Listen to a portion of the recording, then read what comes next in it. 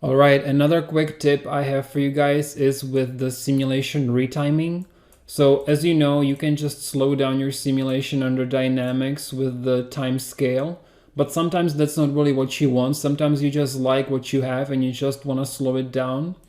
So before you run your base simulation, just make sure that you're outputting, you can do wavelet in case you want to add wavelet turbulence later. Since you're already gonna be resimulating, you might as well export that. Make sure you output velocity and also advection origin. And then under dynamics, you can run the base simulation with as many steps per frame as you want. So right now I'm gonna do 2.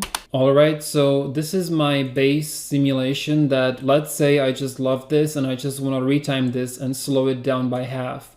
So first you need to go under the input tab and set the play speed to 0.5. And then you want to set the frame blend method to velocity or precise tracing. Either of the two will work. For the velocity method, you just need to output velocity. For precise tracing, you also need to output advection origin. I mean, let's just do precise tracing, that's fine. And before you run the resimulation, you only want to run it with 1 step per frame. So remember, your base simulation you can do with as many steps per frame as you want or need. But for the resimulation, it's better if you just set this to 1 step per frame. Then go under resimulation and say enable, and then enable grid resimulation.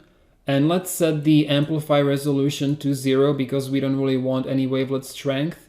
And this is by default set to 3, so you can just set it to 0, which will just give you 0.01. That's the lowest you can go. But most importantly, enable use time band controls.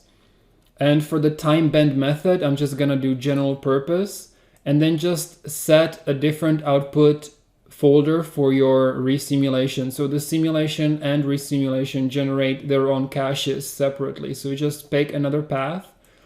And then you need to also hide this object, otherwise it's gonna mess up the resimulation itself. So I'm just gonna hide the sphere and I'm gonna run the sim, and it's gonna read the original cache and basically slow it down by half each frame. Is gonna run pretty fast. All right, so I just ran the resimulation and everything's looking good. There's no flicker or anything. It's very smooth, looks good. I mean, this is a very low res sim, so there's definitely, you can see the voxels and all that. But overall, this is a very nice way to retime your effect, get any kind of bullet time going.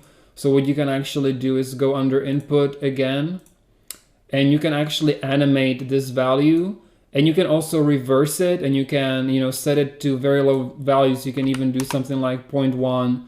You can even do 0.01 and it still does pretty well. So really it's pretty simple to do. You just don't forget to output everything you need. So velocity, advection origin, wavelet, and then make sure that you set the steps per frame to 1 before you run the resimulation. And if you would like to add more detail, you can do the wavelet turbulence technique that I taught you earlier in this course. So maybe you can set this to 1 to double the resolution, and you can set the wavelet strength back to 3, and then it's gonna slow it down, but also add detail. So just wanted to teach you how to do this, and I'll see you in the next quick tip.